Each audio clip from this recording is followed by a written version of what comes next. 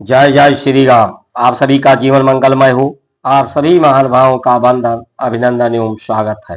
आप सभी महान भाव को जो हमारे दृष्टांत हैं, पूजहु बंदहु राम चरण कमल पद तुम्हारे।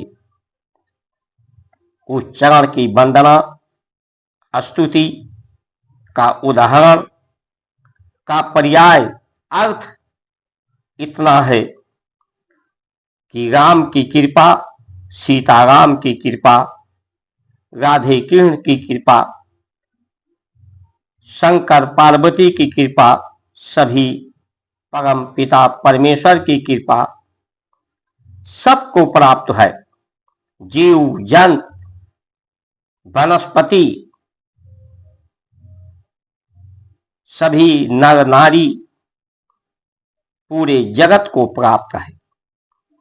उस कृपा पर हमारा श्रद्धा विश्वास, समर्पण का विश्वास ही ईमानदारी है कि हमारा समर्पण का भाव आ जाए।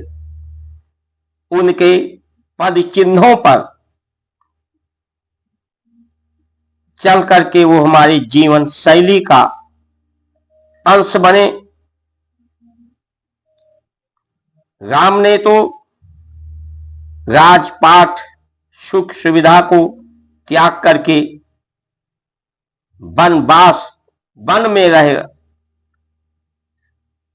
और अपने जन्मभूमि की मिट्टी अयोध्या की उस कुटिया में स्थापित करके उसकी पूजन किया कि जननी जहां पे जन्म होता है वहां की मिट्टी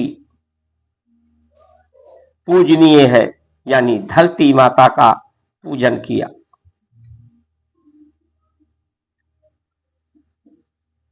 उन्होंने अपने जीवन में कोई भेद नहीं रखा, सभी के भेद को समाप्त करने का काम किया, क्योंकि भेद ही व्यक्ति को कमजोर करता है। एक समय रामादल में रावण का दूत आया तो अंगद ने कहा कि प्रभु कोई भेद लेने आया है। राम ने कहा यहां कोई भेद ही नहीं है, तो भेद क्या लेने आएगा। हमारा जीवन तो खुली किताब की तरह से है। या उदाहरण देखें, जब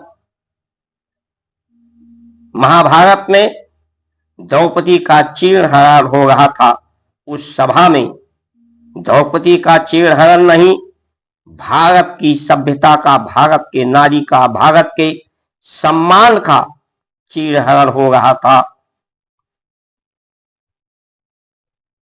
तो उस समय का दृश्य द्रौपदी ने सबसे पहले राज दरबार की तरफ, गुरुओं के तरफ, राजा के तरफ देखा, भरोसा किया कि जो हमारे सम्मान की रक्षा करेंगे, नारी के सम्मान की रक्षा करेंगे, भारतीय नारी का सम्मान की रक्षा करेंगे। उनके तरफ भरोसा किया, विश्वास। उसके बाद उनसे सहारा न मिलने पर अपने पतियों की तरफ देखा। इधर रुक्मणी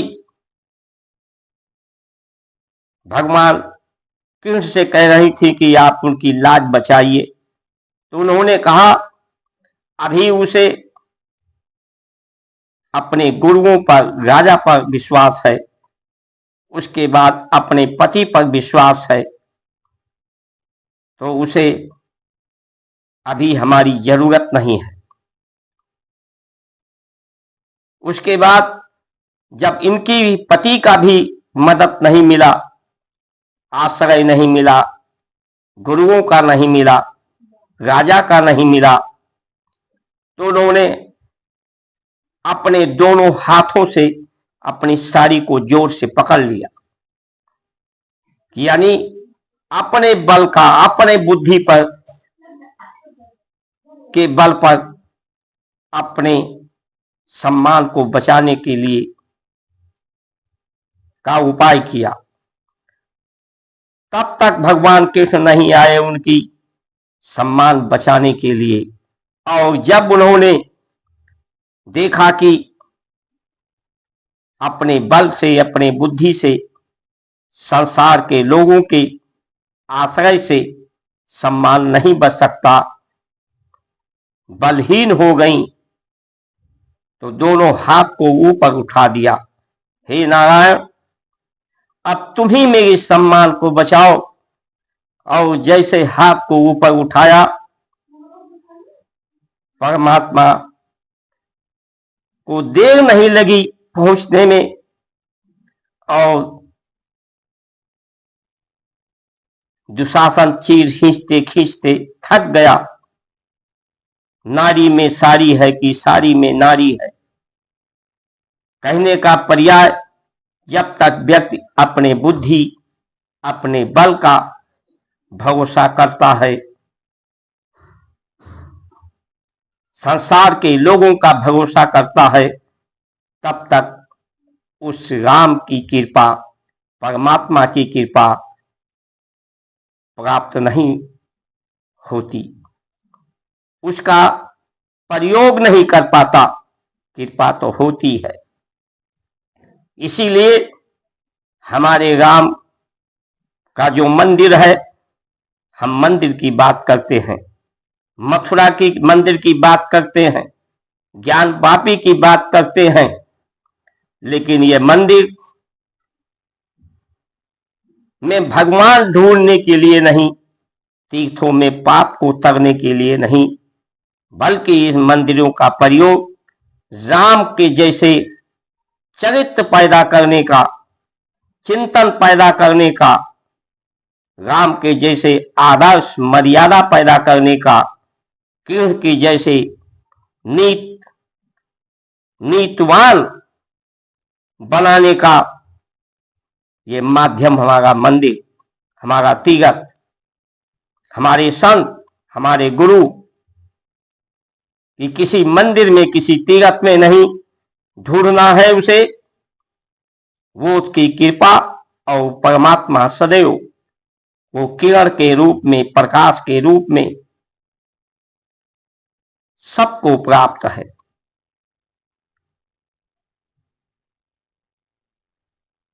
जन्म जायते क्षुद्रा, ये क्षुद्र की अवस्था को निंदनीय माना गया है, समस्या का कारण माना गया है कि क्षुद्र, क्षुद्र का पर्याय कोई जाति नहीं है, एक अवस्था है जो जन्म के समय सभी की अवस्था क्षुद्र की ही होती है। क्षुद्र यानी क्षुधा, यानी पेट, यानी भूख, जिसे सिर्फ जीवन भर भूख से ही के व्याकुल हो, पेट का भूख भगने पर उसे सम्मान का भूख हो, पद की भूख हो, सुविधा का भूख हो। लेकिन आज के समय में प्रधानमंत्री लोग बन जाते हैं, मुख्यमंत्री बन जाते हैं, मंत्री बन जाते हैं, राष्ट्रपति बन जाते हैं, और अपने को जताते हैं कि मैं क्षुद्र हूं। तो ये क्षुद्र का दावा करने वाले लोग श्रेष्ठ नहीं हो सकते, ये अपना कल्याण नहीं कर सकते, क्योंकि जो क्षुद्र की अवस्था होती है वो दूसरों के निर्भरता पर होती है। बच्चा पैदा होता है, जन्म जायते क्षुद्रा, तो उसका निर्भरता माता पिता परिवार पर, दूसरों पर होता है, दूसरों पर आश्रित होता है।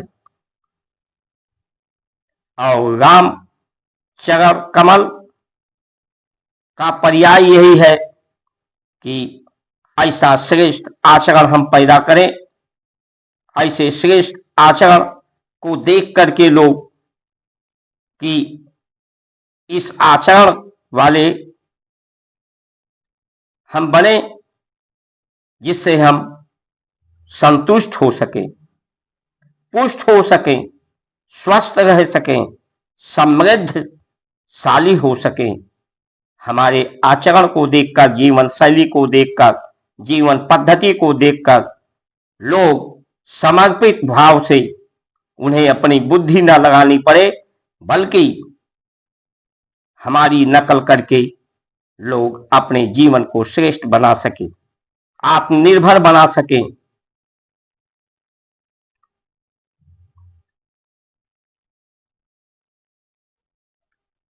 समीक्षा इस आरक्षण की लोगों को करनी चाहिए कि इस आरक्षण से कितने लोग का पिछड़ापन, अति पिछड़ापन वो समाज के मुख्य धारा में आज तक इतने वर्ष से आरक्षण लागू है, हो पाए हैं। चंद्र मुट्ठी भर लोग बार बार उसी का फायदा उठाकर वही एक परिवार तक यह आरक्षण सीमित होता जा रहा है। अच्छा होता कि समीक्षा होती, इसकी सच्चाई पता लगती। किसी का पिछड़ापन, अति पिछड़ापन दूर करने के लिए उसमें योग्यता की बात होती, उसे योग्य बनाया जाता, उसे जीवन जीने की योग्यता आ जाती, उसे रोजगार के लिए भटकना ना पड़ता और दूसरों को जोड़ने की योग्यता आ जाती, दूसरे से जुड़ने की योग्यता आ जाती। लेकिन ये तो सिर्फ भेदभाव पैदा करने का ही, बांटो और राज करो जो अंग्रेजों का काम था, वही काम आज हमारे देश के नेता कर रहे हैं। किसी का पिछड़ापन, अति पिछड़ापन दूर करने की इनकी मंशा नहीं है। सिर्फ अपने निजी स्वार्थों की इसमें पूर्ति है। आज धर्म को, राजनीति को, सभी व्यवस्थाओं को व्यावसायिक बना दिया गया है। जो लोग तीर्थ में जाते हैं वो मनोकामना लेकर जाते हैं, कुछ पाने के लिए जाते हैं। तीर्थों की बात करते हैं तो कुछ उसका आयोजन करते हैं, कराते हैं, तो कुछ स्वार्थ, कुछ पाने की, सत्ता पाने की भूख लोगों में होती है। जबकि परमात्मा ने जो कुछ आपको जरूरत है सब कुछ पूरा दे दिया है। यहां पर भारत में किसी बात की कमी नहीं है, किसी व्यक्ति में कोई कमी नहीं है। कमी है तो श्रेष्ठ चिंतन का, श्रेष्ठ आचरण का, समर्पण के भाव का, श्रद्धा विश्वास का, ऐसे चरित्रवान का, ऐसे आदर्शवान की, कि जिसकी नकल करके उसके पीछे पीछे लोग अपनी बुद्धि को न लगाना पड़े, उसके पीछे चलकर अपने जीवन को धन्य धान बनाएं, समृद्धशाली बनाएं, सुखी बनाएं, स्वस्थ रह सकें। हिंदूवादी सरकार हमारे देश में भी है, प्रदेश में भी है, लेकिन इन मंदिरों का जो उपयोग, धर्म का उपयोग लोगों को राम बनाने का, राम को ढूंढने का नहीं, राम से मनोकामना पूर्ण करने का नहीं, राम जैसा बनने का, सीता जैसे बनने का, कृष्ण जैसे बनने का, राधे बनने के लिए, भोले पार्वती जैसे बनने का, ये एक उपाय है जो श्रद्धा और विश्वास पैदा कर सके। तो ये अधिक से अधिक जो उसके उपाय हैं, हमारे सूत्र हैं, हमारे यहाँ समस्या का कारण किसी व्यक्ति को नहीं माना गया है, बल्कि इन इंद्रियों को माना गया है, बुद्धि को माना गया है। इसीलिए बुद्धि को नमन करने की बात कही है। सभी भेद भाव मतभेद का कारण हमारी इंद्रियां हैं। इंद्रियां हमारी धरती का इसमें गुण है, प्रकृति का गुण है। प्रकृति गिरती है, ऊपर से नीचे गिरती है, गिर कर नीचे से उठती है। इसलिए लोग जीवन में गिरते हैं, उठते हैं, दुख सुख दोनों बीचों में झूला झूलते रहते हैं।